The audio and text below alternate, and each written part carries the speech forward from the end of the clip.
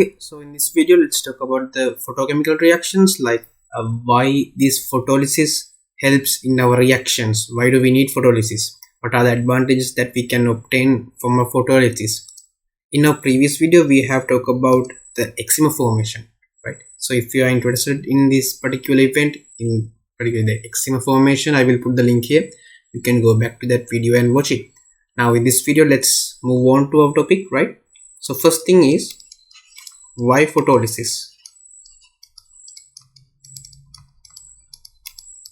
What is the importance of this photolysis? I mean, when we have a reaction, what's the effect that our reaction gets from this photolysis? Now, you know, if we draw a normal energy diagram for a particular reaction, right? Here we have the reactants. Let's say endothermic process like this. So here we have our energy diagram. So this is the reactants. So this is the energy barrier which our reactants need to be overcome in order to achieve this particular products. So let's denote it as delta E1. Now let's say we have irradiated our samples. Okay, we have irradiated our reactants to excited levels. So here we have R star, which the reactants are now in the excited state. We achieve this excited state through photolysis, right? So this is the process of photolysis. We introduce the photons and excite our reactants. Now when we go through our reactions, okay, here we have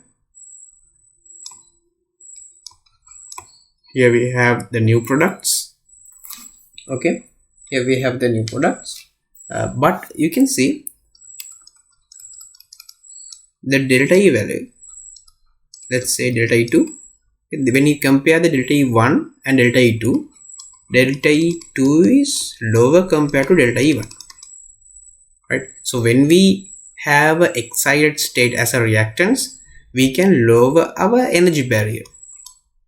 You know, from a basic reaction, when we have lower energy barrier, right? When we have lower energy barrier, we have higher fraction of molecules which have already overcome this particular energy barrier, so they can move into the products very easily. So reaction is much more in high efficiency.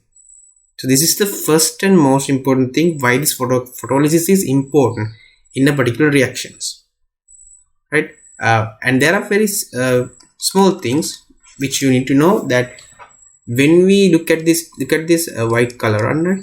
Look at this white color diagram. So this product's energy in this case is not entirely equals to the product in the this yellow color, right? This can be equal, but also that is not a must, right? It may be equal, otherwise it may be vary, right? It doesn't depend on the product. That's another thing. And again, you know that excited reactants are always higher than the normal reactants ones. So this energy level here, it is also like the products. It is not a must that these two energy levels are equal, right? It may be equal, again they can be varied. It's all based on the reactant types, the chemical nature, chemical environment, photochemical, like the reaction type. Likewise, there are so many factors. The only thing you need to know is this condition. From the photochemical from the photolysis, we can achieve this condition, which means we can lower our binding, sorry, not the binding energy, we can lower our energy barrier, so we can have a much more feasible reaction. Okay, so this is the first point why the photolysis is important. Now now when we move into the next one, okay, the other thing is, let's consider a molecule diagram like this. Here we have a 5-1, here we have the excited 5-1, right? So this is so let's put it like this for the simplicity. Here we have 2 electrons. Now you know this is in the ground state. Okay, this is in the ground state. Now let's say we have excited this particular molecule by introducing photons. Now here we have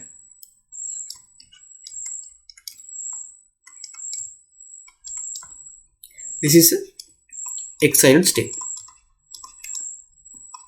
Now let's take two molecules in the excited state. So this is a molecule number 1. Here we have the molecule number 2. This is also in this excited state. Now compared to the ground state molecules, these excited state molecules can act as donors and acceptors much more efficient manner, right? So this is also in the excited state. Now this electron here, right? This electron is here. Consider this electron. This is on the excited state, so it's unstable. So it is always looking for a way to release this energy to come back to the ground state. So it can go down to this particular position by releasing the energy.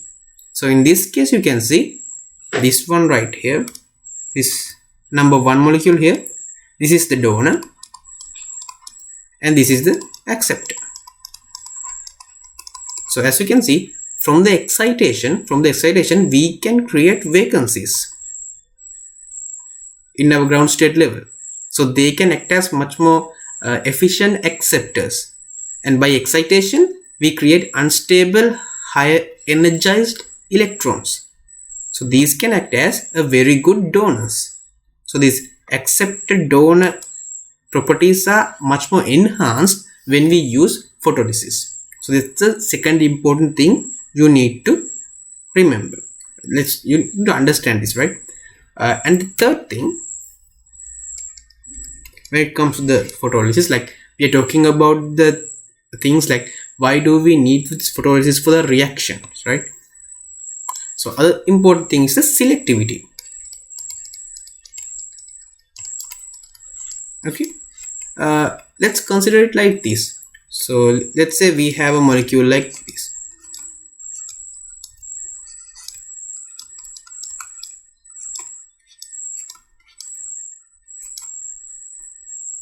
Okay, this is our molecule, right?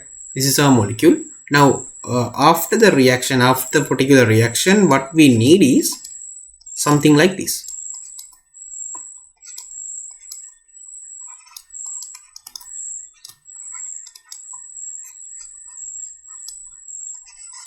Okay, this is the product we need, and this is the reactants we have. Now let's say in order to do this reaction we need to supply energy, right? We need to supply energy. So there are two ways where we can supply the energy. Number 1 is thermal energy transmission. We can provide the energy as a thermal energy, and second one we can give the energy as photolysis, right? We can do this reaction as a photochemical reaction, or we can do this reaction as a thermal reaction. Now the importance of the photolysis is the photolysis always happens in a particular place, right? There must be a particular place in order to absorb the particular photons. So in this case, this is a chromophore, right? Which is a place where these photons or this light can be absorbed in order to these particular bonds to get excited, right? So these are single bonds. These are single bonds. These single bonds are very unlikely to absorb absorb energy and get excited. We will learn more about why it happens through molecular orbital diagrams. Now in photolysis there are particular places, there are chromophores. These are the places that which has higher probability to absorb particular energies or particular light to obtain excited levels.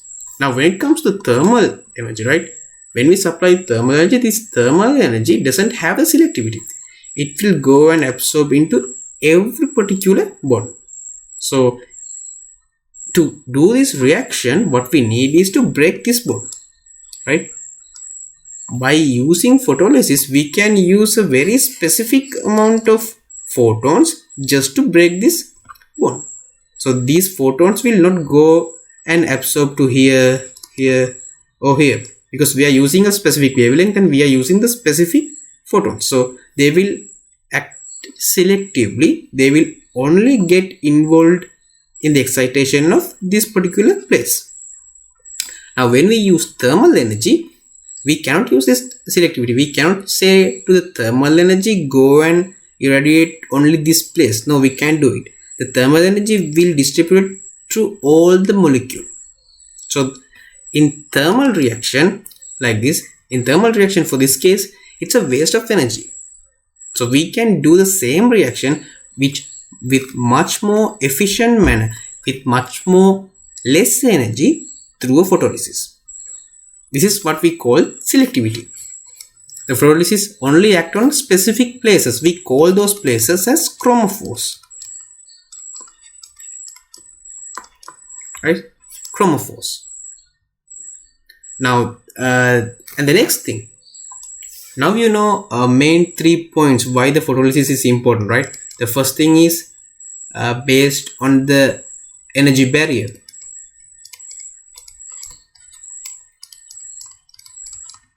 Right? When we irradiated our reactants, when we excite our reactants, we can lower the energy barrier. The second thing which we have called is the good acceptor donor ability.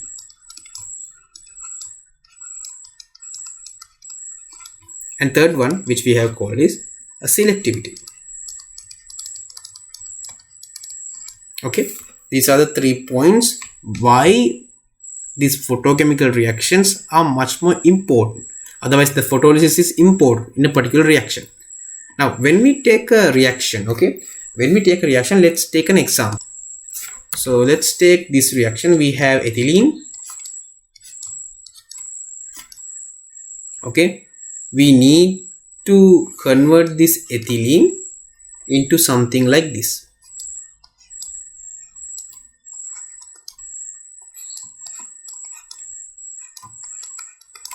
So this is some substrate, and here we have the hydrogen.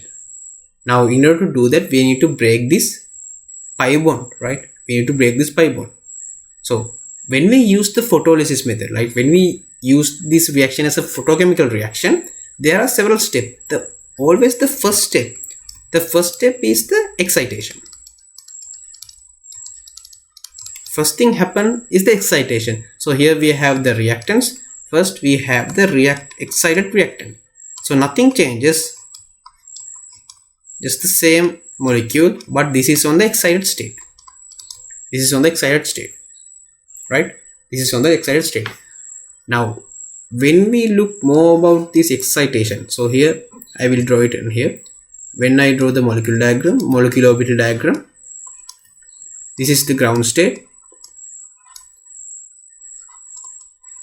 So this is the ground state, phi star, phi star. In the ground state we have 2 electrons on the pi orbital.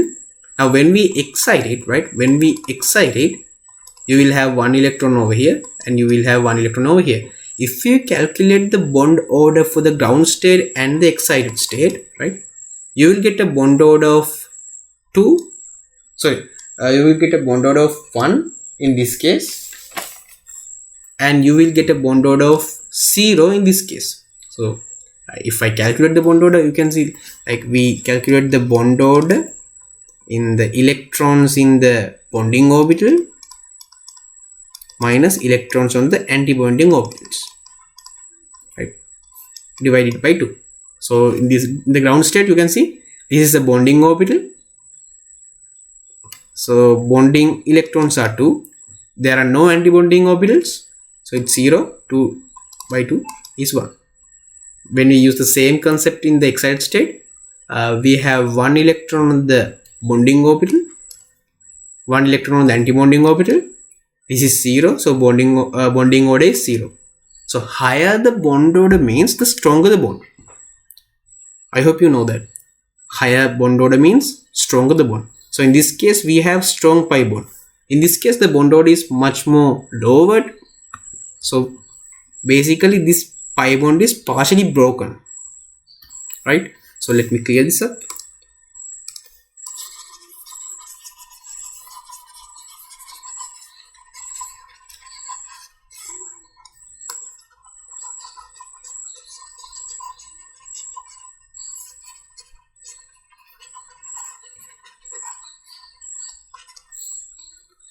Okay, now what happens is, now we can break these now you know, from the excited state this pi bond is partially broken, this pi bond is very much weak, so we can introduce our reactants and break this bond, right?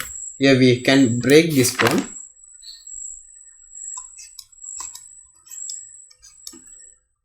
Let's say we maybe introduce some hydrogens, something, right? We break this bond, hydrogen. So this is the reactive intermediate.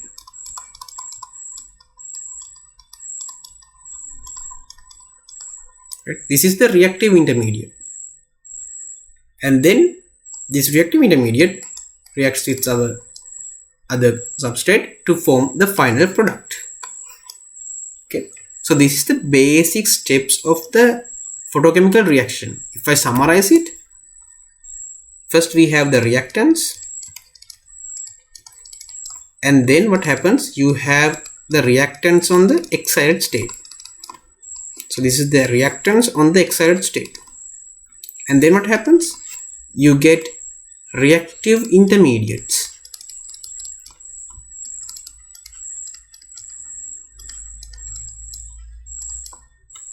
Finally you have the products. This is the process of the photochemical reaction. Now we divide this photochemical reaction into two parts. So this is the excitation process, right? This is the excitation process. And then when we use our excited reactants to form the reactive intermediate, we call this as primary photolysis.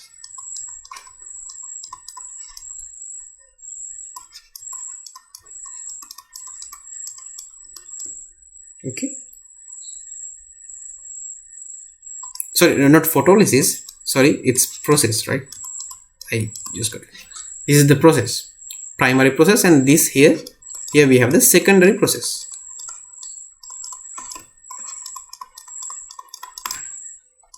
Okay.